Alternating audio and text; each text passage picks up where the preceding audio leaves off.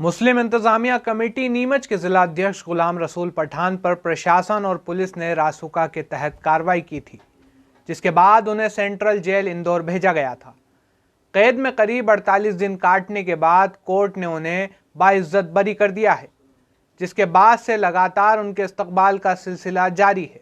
इंदौर, देवास, उज्जैन, रतलाम, मंदसौर और पिपलिया मंडी में उनका स्वागत समर्थकों द्वारा किया गया, जिसके बाद वे शुक्रवार शाम करीब 5:30 बजे नीमच पहुंचे, जहां महू रोड से एक बार फिर उनके स्वागत का सिलसिला शुरू हुआ, जो MIC के दफ्तर तक जारी रहा। इस दौरान समाजजनों ने उनकी दस्तारबंदी कर पुष्पमाला पहनाई। इस मौके पर पुलिस महकमे के जवानों ने भी वीडियोग्राफी की। द लाइव एक्सप्रेस से चर्चा में पठान ने कहा कि उन्हें जबलपुर हाई कोर्ट की एडवाइजरी बोर्ड ने बाइज्जत बरी किया है। साथ ही नीमच SDM डॉक्टर ममता खेड़े को फटकार लगाते हुए उन्हें संविधान की शपथ याद दिलाई। गुलाम रसूल पठान के नीमच लौटने पर समाजजनों में हर्ष की लहर है। इस दौरान MIC सचिव जावेद खान, छोटे खां कुरैशी, हारून रशीद कुरैशी, इरफान खान, पूरा कुरैशी, नदीम अख्तर कुरैशी, सईद कुरैशी, अनवर कुरैशी, जफर कुरैशी, इलियास कुरैशी सहित बड़ी संख्या में समाजजन और उनके समर्थक मौजूद थे। द लाइव एक्सप्रेस में आपका स्वागत है। मैं हूं आपके साथ आलम तौकीर। आज हम पहुंचे हैं ज़िला मुस्लिम इंतज़ामिया कमेटी के दफ्तर पर, जहां ज़िला मुस्लिम इंतज़ामिया कमेटी के सदर गुलाम रसूल पठान करीब 48 दिन तक रासुका जैसी धारा के अंदर कैद में रहकर सेंट्रल जेल से कोर्ट ने इनको बाइज्जत बरी किया है। सेंट्रल जेल में ये 48 दिन तक रहे हैं और वहाँ से कोर्ट ने बाइज्जत इनको बरी किया है और आज नीमच पहुँचे हैं। इनका देवास, इंदौर, रतलाम, उज्जैन सब जगह इस्तकबाल हुआ, मंदसौर, और उसके बाद ये नीमच पहुँचे हैं और नीमच में भी इनका शानदार इस्तकबाल किया गया है। आइए हम इनसे जानते हैं कि क्या पूरा प्रोसीजर रहा, ये 48 दिन उनके लिए कैसे रहे और कोर्ट ने क्या अपने फ़ैसले में अहम बातें कही हैं। जी पठान साहब, आपका नीमच में खैर मकदम है। क्या कुछ रहा इस 48 दिनों के भीतर? 48 दिनों के भीतर हमें पता था, हमारे पास कुछ पहले से खबरें आ रही थी, धमकियाँ आ रही थी कि आपको रासुका में बंद कर दिया जाएगा। हम उसके लिए मानसिक तौर पर तैयार थे कि रासुका लगाई जाएगी। हम तैयार थे और हमने CSP राधा मोहन शुक्ल को कह दिया था कि हमारे घर पे पुलिस की गाड़ियाँ पहुँचा के नाटक नोटंकी मत करना, हमें एक फ़ोन कर देना, हम स्वयं आ जाएंगे। हम कानून के मानने वाले लोग हैं और कानून में विश्वास करते हैं और हमें न्यायालय पे विश्वास था, इसलिए हम गए। और इन्होंने मात्र 10 मिनट के अंदर पहले से कलेक्टर ने सब दस्तखत कर रखे थे, पूरी फाइल तैयार थी, हमें सुनवाई तक का मौका नहीं दिया गया था।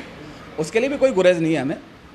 माननीय न्यायालय पर हमारा विश्वास है और न्यायालय पे हम बिलीव करते हैं और न्यायालय से हमें राहत मिली है और काफ़ी राहत मिली है और न्यायालय ने जो प्रशासन ने दाग लगाया था उसको धो दिया।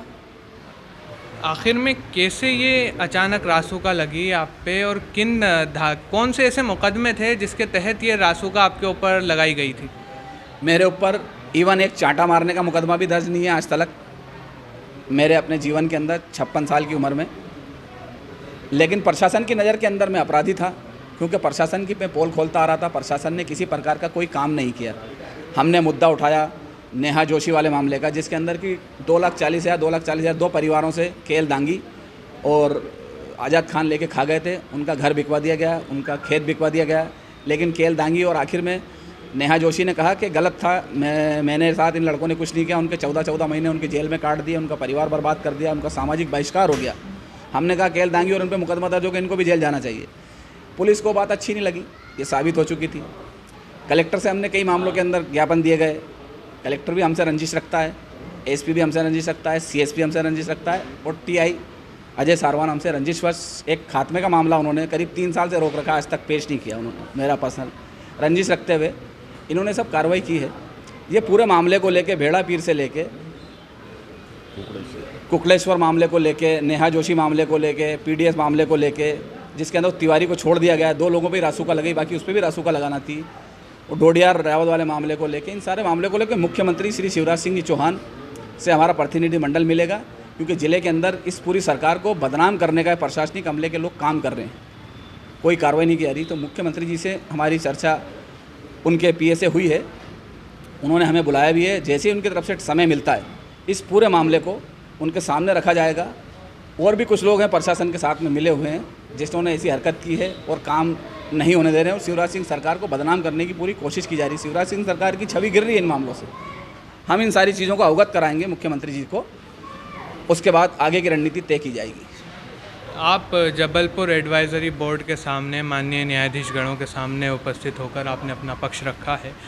इस दौरान न्यायाधीश गणों ने क्या फैसला सुनाया आपके पक्ष में, ये जानने की बात है। न्यायाधीश गणों ने मेरा पक्ष जाना और उनकी तरफ से भी सुना। उनके पक्ष को न्यायाधीशों ने बिल्कुल पूरे तरीके से नकार दिया और न्यायाधीशों ने मैडम ममता खेड़े को ये शब्द कहे, मैं भी सुन रहा था, मैडम ममता खेड़े भी सुन रही थी, उनसे कहा गया मैडम आप शपथ याद कीजिए, आपने भी संविधान की शपथ ली है और मैंने भी संविधान की शपथ ली है। ये न्यायाधीश हाईकोर्ट के न्यायाधीश का ये कहना था।